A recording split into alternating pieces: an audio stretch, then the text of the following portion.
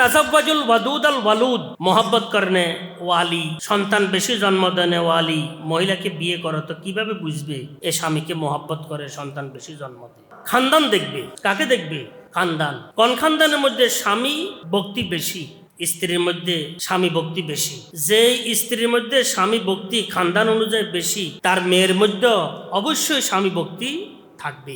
যে স্ত্রীর সন্তানের পরিমাণ বেশি, তার মেয়ের মধ্যে সন্তানের জন্ম দেওয়ার পরিমাণ কি বেশি হবে। খানদান দেখে তোমরা কি করিও? বিয়ে করি। যে খানদানের মধ্যে কলহ আছে, উল্টো বিষয়গুলো আছে, ওই সমস্ত খানদানে বিবাহ শাদী করিও না। মিলমিশ বেশি ওই খানদানে বিবাহ শাদী করিও। আসলে তো মিলমিশ যেখানে বেশি থাকে এখানে সন্তানও বেশি হয়। মিলমিশ বেশি থাকলে বুড়া তখন বুড়া থাকে না, বুড়া জোয়ান হইয়া যায়। মিলমিশ না থাকলে জোয়ান তখন জোয়ান হয় না, সে বুড়ো হইয়া যায়। আর যুবতী তখন যুবতী থাকে না, হে বুড়ি হইয়া যায়। এটার মধ্যে কোনো সন্দেহ নাই।